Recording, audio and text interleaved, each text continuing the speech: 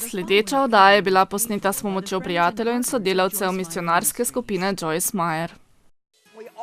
Vsi smo izkusili čas, ko nismo dobili tega, kar smo hoteli. Morali smo čakati in si v veri prizadevati, da bi stopili malo naprej. Edina stvar, ki sem jo našla v pomoč, je, da sem zaupala, da Bog ve več od mene in da bo na koncu vse stvari obrnil v moje dobro.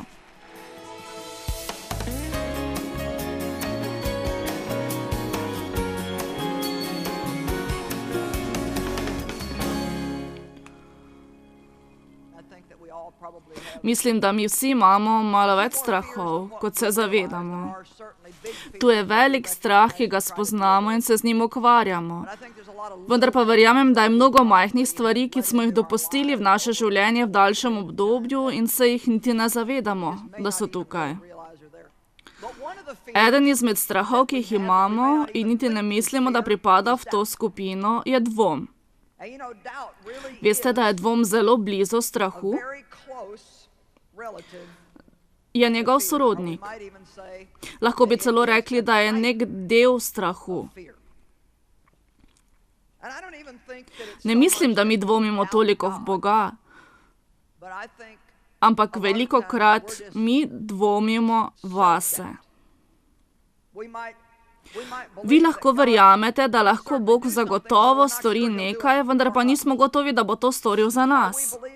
Ali pa verjamemo, da Bog govori ljudem, vendar pa ne verjamemo, da smo ga mi kdaj slišali. Ali pa mislimo, če dobimo nekoga drugega, da za nas moli, da bo njega Bog uslišal, nismo pa prepričani, da bo nas uslišal. Torej vam bom danes govorila na veliko različnih načinov o dvomu. Resnično upam, da ko boste danes zapustili to dvorano, da se boste čutili mnogo bolje, kot pa takrat, ko ste prišli sem. Molim, da bi se nekateri naučili novih stvari, ki vam bodo pomagale izboljšati vaš osebni odnos z Bogom. Veste, Bog občuduje drznost. Jaz resnično verjamem, da Bog občuduje drzne, svete, pogumne in zaupljive. Ko govorim o drznosti, ne govorim o tisti drži. Jaz lahko vse storim. Ampak govorim o drži, vse stvari lahko delam v Kristusu.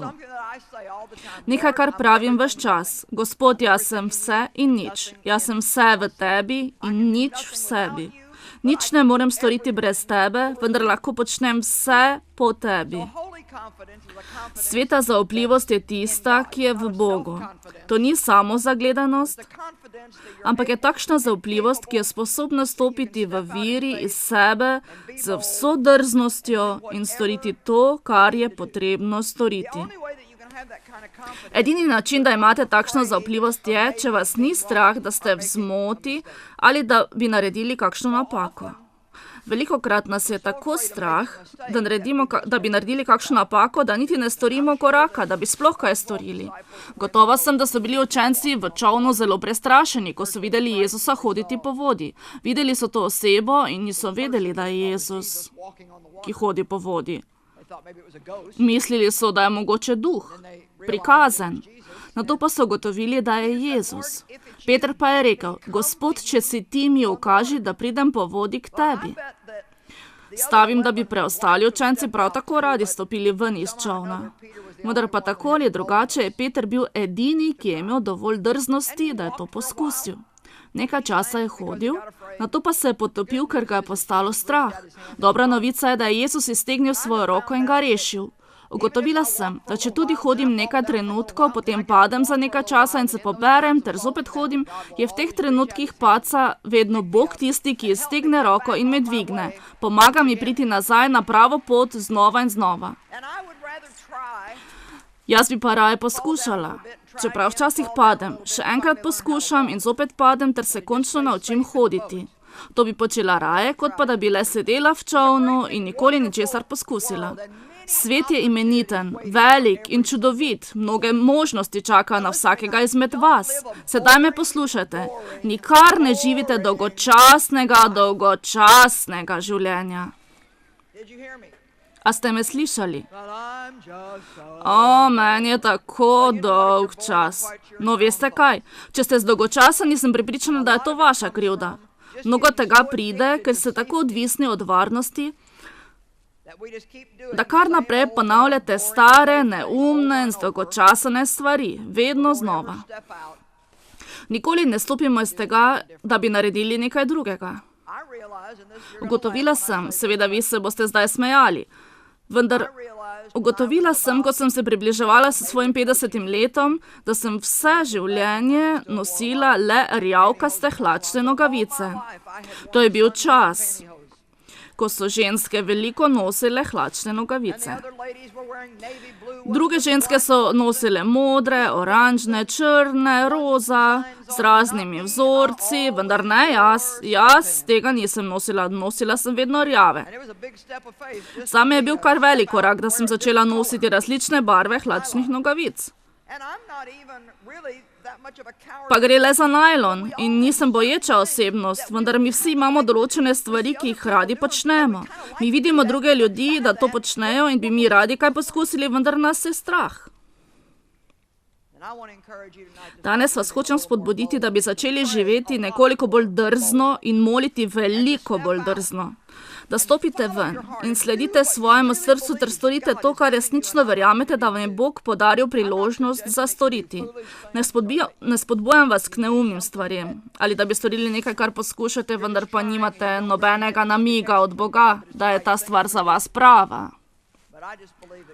Vendar pa verjamem, da Bog hoče za vsakega izmed vas, da bi imeli veliko več od življenja, kot pa imate.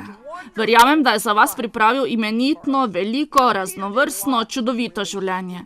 Veste, Peter je napravil veliko neumnih stvari. Mislim, veliko neumnih grehov. Vendar mislim, da je eden izmed razlogov, zakaj je Bog vztrajal pri sodelovanju s Petrom, ker je bil drzen. Res je, imel ga je tudi rad. Verjamem pa, da Bog občuduje drznost. Veste, Zahej je bil majhen mož in ni mogel videti Jezusa, ker je okrog njega bila velika množica. Vendar on je bil drzen, tekel je naprej pred množico in se povzpel na drevo, da bi lahko videl Jezusa. Dovolj zanimivo je, da ko je Jezus prišel mimo drevesa, je usmeril pozornost k Zaheju in rekel: Zahej, hitro splezaj dol, danes moram namreč ostati v tvoji hiši. Zakaj je Jezus izmed vseh teh ljudi izbral prav njegovo hišo za obed? No, on je bil edini, ki je splezal na drevo. Veste, vi lahko prilagodite to plezanje na drevo na vse, kar želite storiti. Gotova sem, da je tisti dan veliko ljudi opustilo namero, da bi videli Jezusa. Preveč ljudi bo, ne bom ga mogel videti. Niso se posebej potrudili, da bi šli na pot. Sveto pismo govori veliko o Jošuji in Kalebu in pravi, da sta imela različnega duha. Da sta imela različnega duha od ostalega ljudstva. Ko so razdelili obljubljeno deželo po rodovih, je Kaleb rekel: daj mi to goro. On je imel 85 let in je rekel: daj mi to goro. Ali ste pripravljeni iti na goro v starosti 85 let, ali pa ste se že odločili, da ste prestari, da bi začeli sploh kaj novega? Vem, da niste niti približno med starejšimi. Vendar boste tudi tja prispeli, slej ko prej. Vi nočete, da bi si postavili svoj napačno. Nikoli niste preveč mladi in nikoli niste preveč stari, da bi naredili nekaj čudovitega za Boga. Nikoli ni prepozno, da ponovno začnete. Rekla sem, nikoli ni prepozno, da začnete.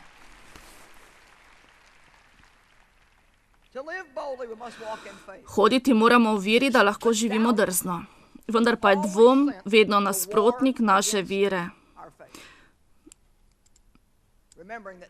In če se spomnite, je dvom nek del strahu. Strah je tudi nasprotnik naše vere, vendar mnogokrat pride strah v obliki dvoma. Ali sem napravil pravo odločitev? Ne vem. Mogoče tega ne bi smel storiti. No, čutim, da bi moral, vendar ne vem. Gremo naprej in nazaj, naprej in nazaj. Ali je kdo tukaj, ki se utrudi od neodločnosti? Veste, prej ali slej boste morali sprejeti odločitev in nekaj storiti. Upamo lahko, da bo odločitev prava, vendar veste kaj, če ni prava, ste napravili napako in to ni konec sveta. Vsaj naučili ste se, da tega ne ponavljate. Mnogo stvari sem se naučila, tako da sem jih najprej napravila narobe in sem pozneje ugotovila, kako jih moram prav storiti. Poglejmo v pismo Rimljanom, 4. poglavje, 18. vrstica, kjer je znana zgodba o Abrahamu.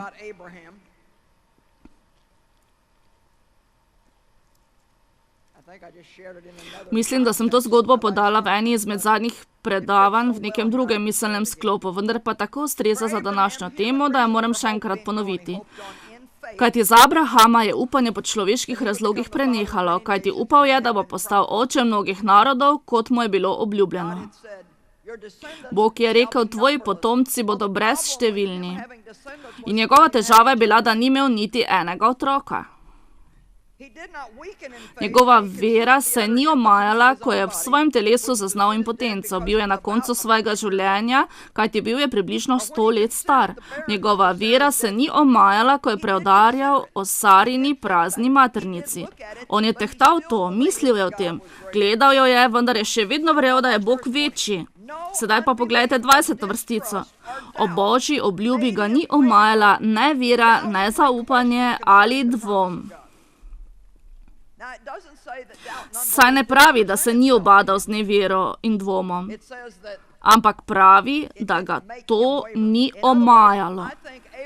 Z drugimi besedami mislim, da je Abraham imel dovolj vere v Boga, da ko je prišel dvom, je začel dvomiti v svoj dvom. Ko boste naredili naslednji korak v veri, da bi nekaj storili in pride dvom, morate reči, dvomim v ta dvom. Verujem Bogu in dvomim v svoj dvom. Morate se spomniti, da vas dvom poskuša zmesti in krasti od vas. To je vojna vašega uma in takšna stvar, ki se jo moramo naučiti, kako ravnati, ko smo v zmedi. Ustaviti se moramo in preusmeriti naš ter pogledati v svoje srce. Končajte in recite, kaj je resnično v mojem srcu, kaj zares verjamem. Ne to, kaj mislim. Koliko izmed vas ve, da je v veliko primerih razlika med tem, kaj mislite in v kaj verjamete? Je bojno polje in Satan se bo bojeval z vašim umom in vam pošiljal eno misel za drugo. Danes bomo govorili o sovražnih ognjenih puščicah sovražnika in kako je ščit vere edina stvar, ki uniči vse sovražne puščice. Mislim, da te ognjene puščice letijo v vaš in vaša čustva. Amen. Ko verjamete svojemu srcu, da bi morali nekaj storiti in prihaja kakor mazdiljenje, ali kakor ga jaz imenujem svetega razsodnika, potem je tako kot, in na to začnete misliti o tem. Neverjetno je, koliko čudovitih sanj ubijemo, ko mislimo o njih. Jaz vedno pravim, da stvari lahko premišljujete do onemoglosti, do smrti, če se jim dovolj dolgo posvetite. David je imel takšno zaupanje, da je lahko ubil Goljata. Pa čeprav je bil veliko manjši od njega in ni bil dobro opremljen. Savel je rekel, vsaj vzemi mojo opremo. On je to poskušal napraviti, vendar ni mogel, ker je David hotel iti v zaupanju v Boga. Rada imam to, kar pravi svetopismo, da ko sta se z Goljatom prepirala in Goljat mu je grozil, to in ono ti bom storil. Seveda mu je David odgovarjal, k tebi prihajam v imenu Gospoda nad vojskami in ta dan bom vzel tvojo glavo. Svetopismo pravi, da je David hitro stekel proti meji bojevanja. Rada imam to, kajti mislim, da če bi stal tam in predolgo gledal Goljata, bi verjetno stekel v drugo smer. Mislim, da je Abraham pretehtal svoje nemočno telo, vendar ni gledal van 3 tedne. On je mogoče gledal na Saro, ki je bila nekoliko stara, zgubana in je že imela spremembo svojega telesa in se je mislil, to ne bo mogoče.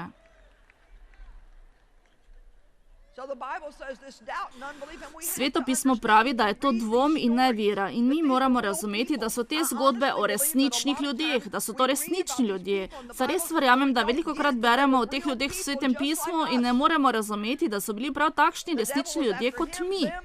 Hudič jim je prišepetoval in imeli so različne misli, morali so hoditi v veri, imeli so svoje dvome in strahove. Stvari, ki jih vidimo, da jih opravljajo, so tukaj zato, da se mi od njih kaj naučimo.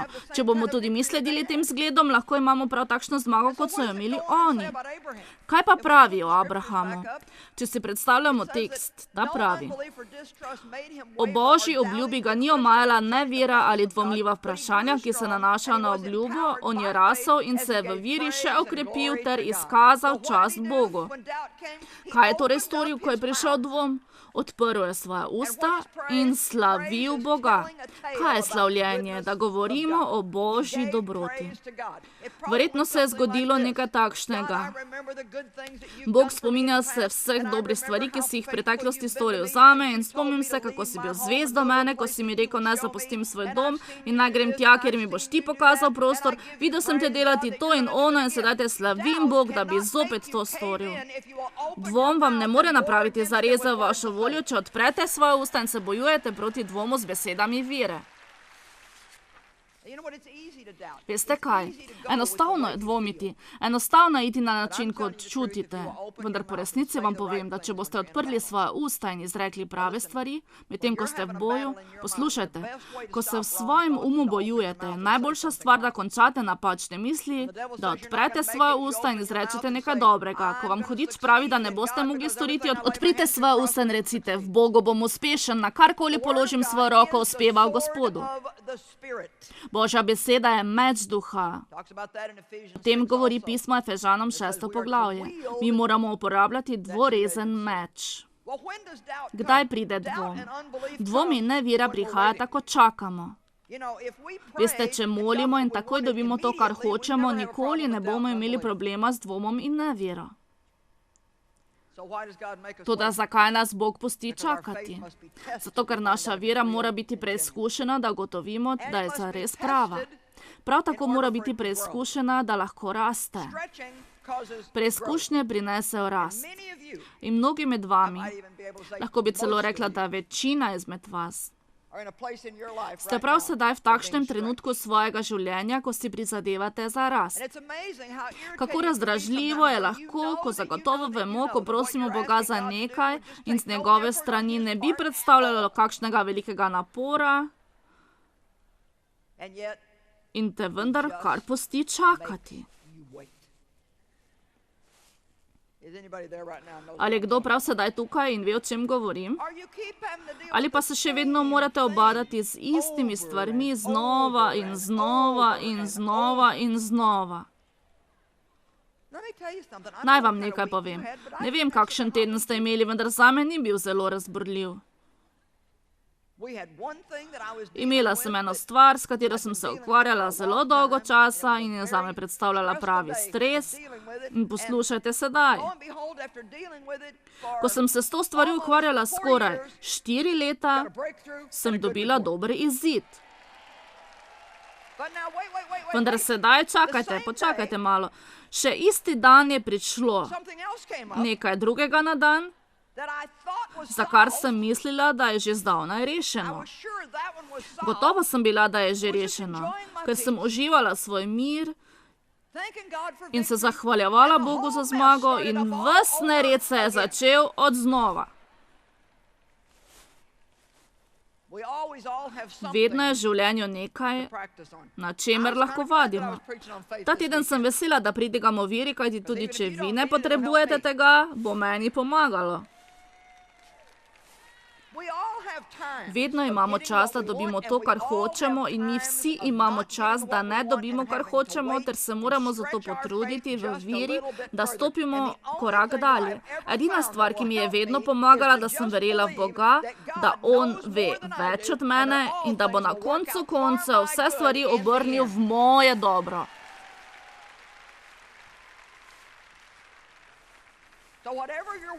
Torej, karkoli je že, na kar čakate. In ni pomembno, kako je težko. Ko ste utrujeni od čakanja in hočete izreči nekaj takšnega kot jaz ne morem več. Raje odprite svoje usta v veri in recite, Bog, ti ne boš nikoli dopustil, da bi mi naložil več, kot lahko nosim. Če tega ne bi mogel nositi, tudi ti ne bi dopustil, da bi se zgodilo. Vem, da ne boš v zamudi niti za en dan. Moj izhod bo prišel ob pravem času.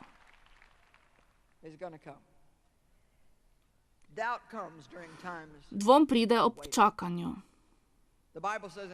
Sveto pismo pravi v Hebrejcem 10:35, da smo podedovali obljubo od Boga in sicer po veri ter potrpežljivosti. Ne samo vera, ampak vera in potrpežljivost. Grška razlaga za potrpežljivost govori o sadovih duha, ki rastejo samo v preizkušnji. Torej mi osvobodimo svojo vero in stopimo v preizkušnjo. Mi osvobodimo vero in si pridobimo nasprotovanje. Osvobodimo svojo vero in moramo čakati veliko dlje, kot bi si sami želeli čakati. Medtem pa razvijamo potrpežljivost. Tako mi nikoli ne prejmemo dovršitve naše vere, če ob tem ne uporabimo potrpežljivosti. Potrpežljivost ni samo možnost čakanja, ampak kako se odzivamo med čakanjem. Lahko vam povem eno bližnjico medtem, ko čakate.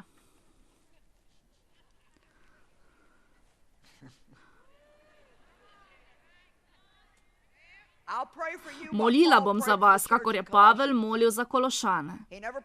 Nikoli ni molil, da bi se znebili svojih problemov, niti enkrat ni Pavel molil za katerokoli cerkveno skupnost, da bi se znebili svojih problemov. A se tega zavedate? Vendar danes bom molila za vas, kot je on molil za Kološane. Molila bom, da bi vi mogli vztrajati v dobrem, pa karkoli že pride.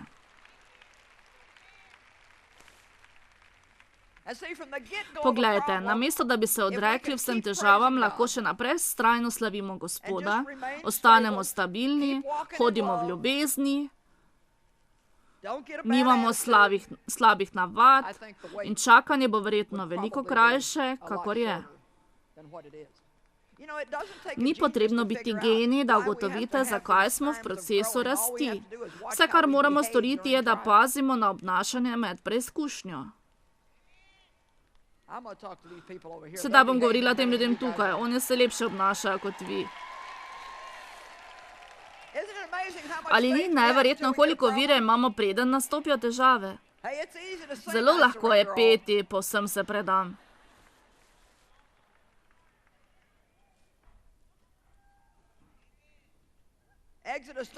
Eksodus 13:17. Želim, da pogledamo na zanimiv tekst. Ko je faraon odpustil ljudstvo, jih Bog ni peljal po poti dežele Filistejcev, čeprav je bila blizu. Bog je namreč rekel, da bi se ljudstvo morda ne skesalo, ko bi videlo vojsko in se ne bi vrnili v Egipt. S drugimi besedami pove, da jih je Bog namenoma vodil po dolgi, težki poti. Zakaj? Ker je rekel, da niso zares pripravljeni na vojno. Zakaj bi morali biti pripravljeni na vojno? Zato, ker je Bog hotel, da bi posedovali deželo. Vendar, če študirate besedo posedovati, pomeni, da v tem posedovanju morajo razlastiti sedanje prebivalce.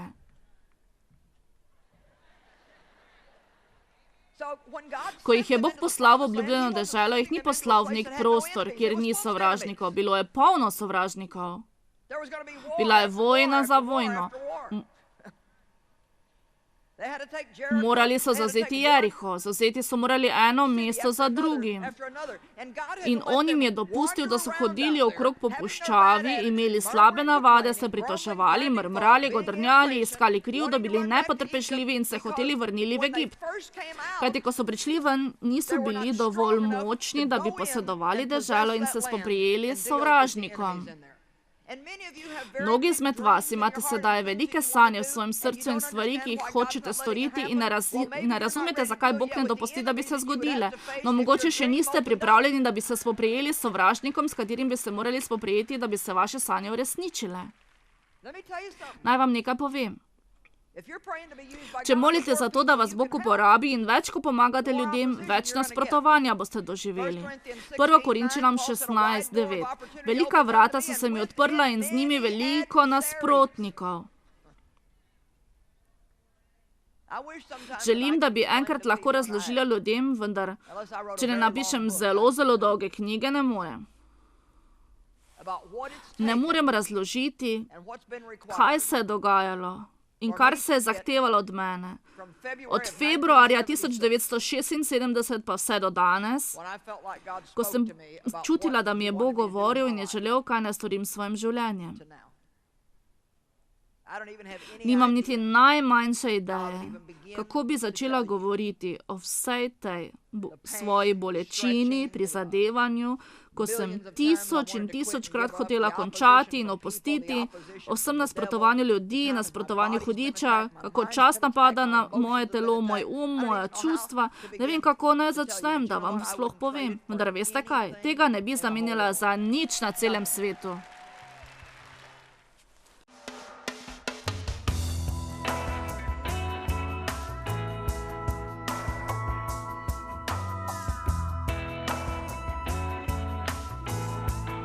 Predvajana oddaja je bila plačana s strani prijateljev in sodelavcev misionarske skupine Joyce Meyer.